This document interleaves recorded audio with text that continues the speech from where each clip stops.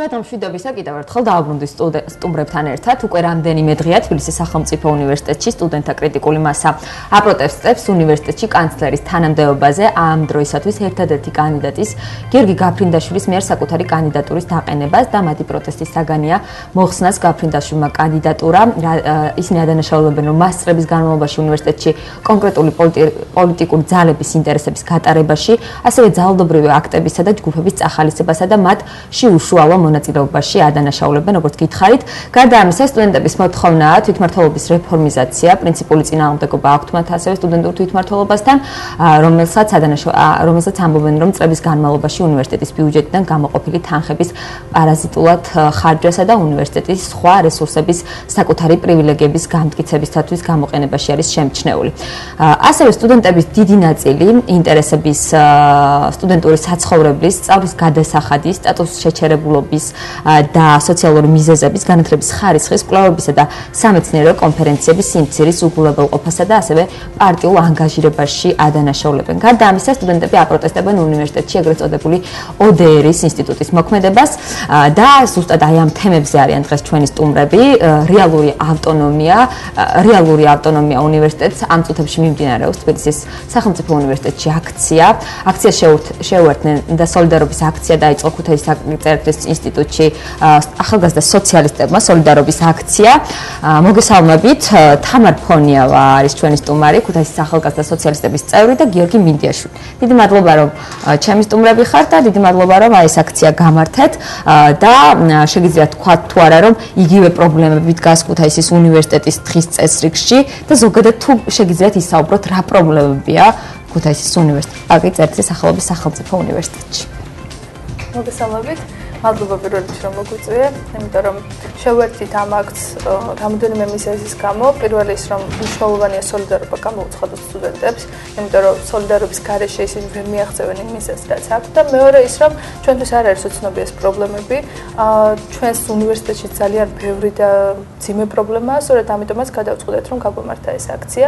რა თქმა უნდა, ჩვენს გვაქვს პრობლემები თვითმმართველობასთან დაკავშირებით, რომელიც არამიზნობრივად ხარჯავს თანხებს. თანხები არ იხარჯება სტუდენტების განვითარებისათვის, პირიქით რაღაც ისეთი ღონისძიებებისთვის, რომელსაც არ აქვს რეალური შედეგი. ჩვენ არ გვაქვს სივრცე, რომელშიც შევძლებთ განვითარებას, არ არის სახელმძღვანელოები, თუნდაც რომელიც ახალი სახელმძღვანელოები, რომლებიც უნდა გადაითარგმნოს, არ გვაქვს შესაბამისი ბიბლიოთეკა, არ არის თავისუფალი სივრცე, რომელშიც ჩვენ ას გამოვთქვამთ და ამაზე ვიმშელებთ და ვისაუბრებთ. ძალიან ბევრი პრობლემაა და სწორედ ამიტომაც გვინდა რომ დღევანდელი აქციაც გავმართოთ წარმატებით. გიორგი, შენ რატომ იგაჩნია ლეგიტიმურად თბილისის სახელმწიფო უნივერსიტეტის სტუდენტების გაფიცვის საგანი? პირველ რიგში მოგესალმებით და დიდი მადლობა მომბრძანებისთვის, მივესალმები ტელემაყურებელს.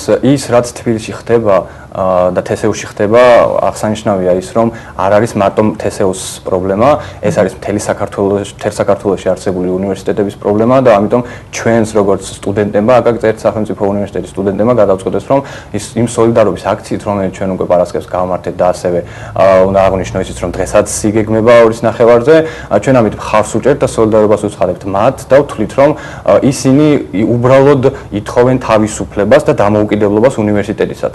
უნივერსიტეტი არის და სამწუხაროა ის ფაქტი, რომ დღესდღეობით უნივერსიტეტები ზოგადად საქართველოში გახდა რაღაცა პოლიტიკური პოლიგონი, სადაც ხდება დაპირისპირებები, რაღაცა კომპრომატები, შემდეგ დაშინებები და ასე შემდეგ და ეს ყველაფერი კომპლექსური არის და იმ შედეგებამდე მივყავართ, რა შედეგებიც უკვე დღესდღეობით არსებობს, გულისხმობ საქართველოს მსოფლიოს მასშტაბით ერთ-ერთი ყველაზე დაბალ საფეხურზე დგას განათლების და წიგნიერების კუთხით და ყოველივე ეს დღესდღეობით არსებული უნივერსიტეტში არსებული პრობლემები სწორედ ამის საფუძველი გახლავთ და ჩვენც სწორედ ამიტომ ვაკეთებთ ამ აქციებს და ამიტომ ვითხოვთ იმას, რომ უნივერსიტეტი იყოს სასწავლო დაწესებულება, უნივერსიტეტი იყოს სტუდენტებისთვის ის ადგილი, სადაც ისინი შეძლებენ ინფორმაციის მიღებას, საკუთარი ცოდნის განვითარებას და არა რაღაც კომპრომისებზე წასვლას და პარტიულობას და ასე შემდეგ და ასე შემდეგ.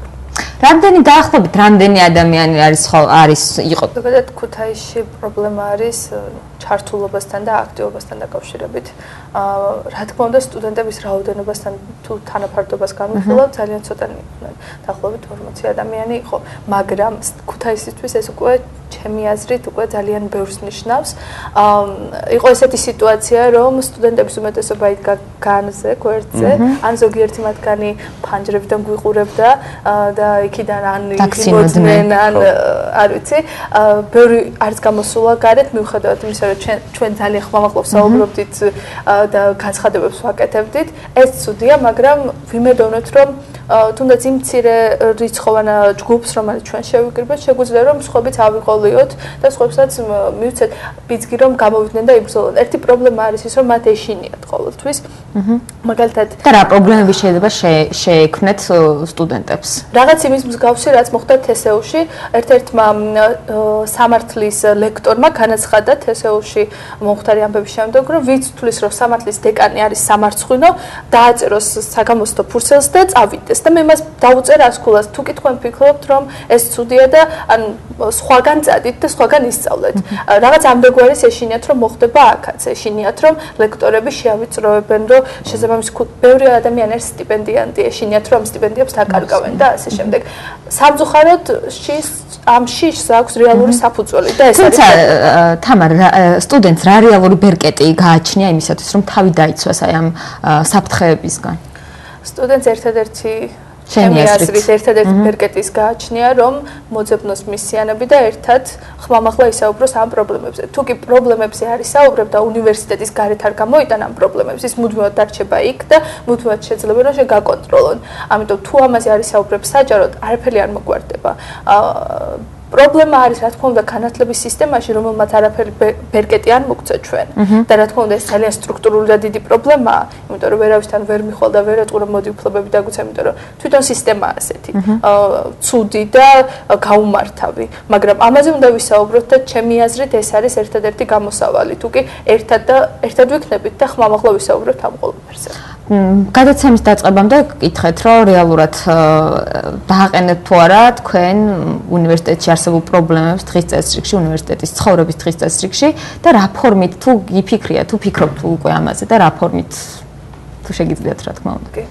ხო, კი, რა თქმა უნდა, ჩვენ იმ აქციაზეც გაიჟღერა ძალიან ბევრმა პრობლემამ, ზოგადად რაც უნივერსიტეტში გვაქვს სტუდენტებს, ჩვენ უშუალოდ ვფიქრობთ, რომ სანამ რაღაც რადიკალურ ზომებამდე მივა საქმე, მანამდე ადმინისტრაციასთან მოვახდინოთ შეხვედრა, საუბარი იმ საკითხებთან და პრობლემებთან დაკავშირებით. კი, ძალიან ბევრი შეიძლება სტუდენტი, რომლებიც დაუშვათ ვიყურებენ, იტყვიან, რომ ეს ძალიან ბევრჯერ მომხდარა.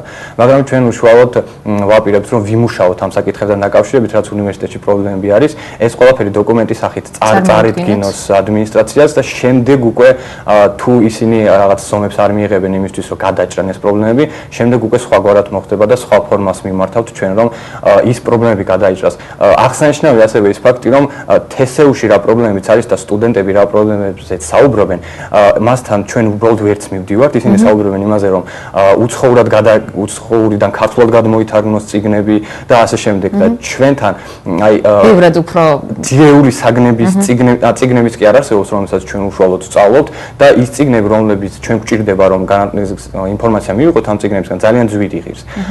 და ეს ზუსტად ვიცი, რომ უნივერსიტეტს მატერიალური შესაძლებლობა იმისი აქვს, რომ ეს არსებული პრობლემა მოაგვაროს.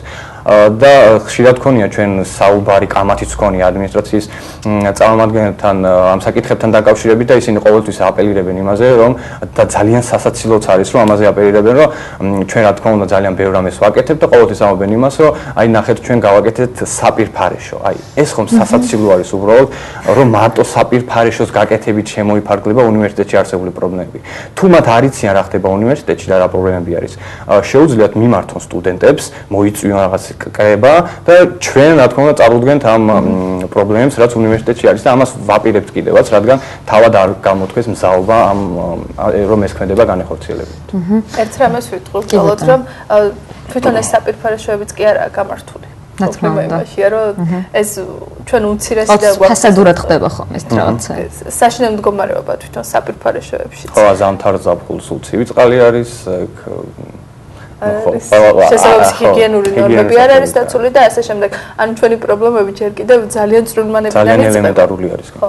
თუნდაც სახელმძღვანელოებზე მეც ვიტყოდი ზუსტად იგივეს, რომ ჩვენ ჯერ კიდევ საბჭოთა კავშირის დროინდელ წიგნებს ვიყენებთ და ჩემი მეგობარი სწავლობს ტექნიკური ინოვაციებს შეისწავლის და ჯერ კიდევ სწავლობენ საბჭოთა კავშირის დროს გამოცემულ წიგნს, რომელი ინოვაციაზეა საუბარი, როცა არავინ არ აპროტესტებს ამას? თუ პროტესტი სრულდება იქვე ერთი თქმით. ხო, აი დაპირებით და შემდეგ უკვე არ შესრულებით, უმეტესად ეგრე ხდება. მე ვიცი რომ ხშირად უცდიათ, მაგალითად საგამოცდო დროსთან დაკავშირებით სტუდენტთა ნაწილმა გააპროტესტა ეს და შეხვდნენ კიდევაც შესაბამის პირებს და ისინი დააპირდნენ რომ ამას გამოასწორებდნენ, მაგრამ არაფერიც არ გამოასწორეს და შემდგომ ეს არ გაგრძელებულა და ესაა ძალიან ცუდი. აღსანიშნავია ეს დავამატებ, რომ აღსანიშნავია ასევე ის ფაქტიც, რომ ზოგადად იქ მომუშავე პერსონალსა და სტუდენტებს შორის არის ძალიან ცუდი დამოკიდებულება. ჩვენ ადამიანებადაც კი ვერ ვგრძნობ თავს შეიძლება ასე ითქვას, იმიტომ რომ არის ძალიან აგდებული, ძალიან ან რექტორს არ შეხვედრი ხართ ამასთან თაობაზე არ გქონიათ მცდელობა? ვერ შეხვედრილობთ, იმიტომ რომ ყოველთვის არის მიზეზი იმისი, რომ რექტორი დაკავებული არის და ვერ ხვდებით, მაგრამ ხვდებით სხვა წარმომადგენლებს, რომლებიც რა თქმა უნდა, როგორც აღნიშნე, მხოლოდ დაპირებით შემოიფარგლებიან. გასაგები, თბილისის სახელმწიფო უნივერსიტეტის სტუდენტები ითხოვენ რეალურ ავტონომიას. თქვენ ეზეთ რატომ არის საჭირო ავტონომია შენიათ თქვენი აზრით ორი? შეგიძლიათ? პირველ რიგში, რა თქმა უნდა, საჭირო ავტონომია, იმიტომ რომ უნივერსიტეტი ეს არის სივრცე, რომელიც თავისუფალი უნდა იყოს ყოველგვარი პოლიტიკური ზეგავლენისგან, ყოველგვარი ზეგავლენისგან, იმიტომ რომ ეს არ არის რაღაც უნივერსიტეტი არის სივრცე, რომელიც სტუდენტს აძლევს საშუალებას თავისუფალ გარემოში განვითარდეს. ის არ უნდა იყოს რომელიმე პარტიის იდეოლოგიური ზეგავლენის ქვეშ, იმიტომ რომ მან თავად უნდა აირჩიოს, რომელ იდეოლოგიას მიემხრობა, თუ კი საერთოდ სურს რომელიმეს მიემხროს, ხო? და კიდევ არის პრობლემა იმაში, რომ როცა ვიღაც გაკონტროლებს, ის ამ რესურსებს, რაც იმ სიკეთეებს, რაც არის უნივერსიტეტში, თავის სასარგებლოდ იყენებს. და ეს რა თქმა უნდა, უნივერსიტეტი უნდა იყოს სტუდენტებისთვის და არა რომელიმე იდეოლოგიის მატარებელი რაღაც ორგანოსთვის ან პარტიისთვის. ძალიან კარგი. დაუბრუნდეთ მაშინ ისევ აქციებს და შეგიძლიათ მოუწოდოთ სტუდენტებს, რომ შემოგიერთდნენ ამ სოლიდარობის აქციაში. მოუწოდებ სტუდენტებს, რომ შემოგვიერთდნენ პირველ რიგში, იმიტომ რომ თუ კი თავად არ გამოვლენ და არ იტყვიან და არ ისაუბრებენ იმ პრობლემებზე, რაც არის უნივერსიტეტში, არასდროს არ მოგვარდება ეს პრობლემები, ყოველთვის დაგვჩაგრავენ, ყოველთვის მოგვექცევიან აგდებულად, ყოველთვის მოგვაყენებენ შეურაცხყოფას, ამიტომ თუ კი დაუდგებით ერთმანეთს და გამოუცხადებთ სოლიდარობას, შევძლებთ რომ შევცვალოთ რეალობა, მაგრამ თუ კი ჩუმად ვიჯდებით და არაფერს ვიტყვით მხოლოდ ქულებისათვის, სამწუხაროდ ვერ შეიცვლება ეს რეალობა და ისევ მოგვიწევს ამ ცუდ სისტემაში სწავლა და რა თქმა უნდა პერსპექტივაც არ გვექნება განვითარების. ძალიან დიდი მადლობა. ახალგაზრდა სოციალისტები იყვნენ ჩვენი სტუმრები, თამარ ფონიევა, გიორგი მინდიაშვილი, ზუსტად რამდენიმე წუთში გაიმართება აკაკი-წერეთლის უნივერსიტეტში სოლიდარობის აქცია თბილისის სახელმწიფო უნივერსიტეტის სტუდენტების კრიტიკული მასის მხარდასაჭერად. დაგემშვიდობებით, გიტოვებთ ბოლო რუბრიკას ქალაქების სურამის ციხე ზემოთ ახედით. ჩვენ ერთმანეთს შევხვდებით ხვალ.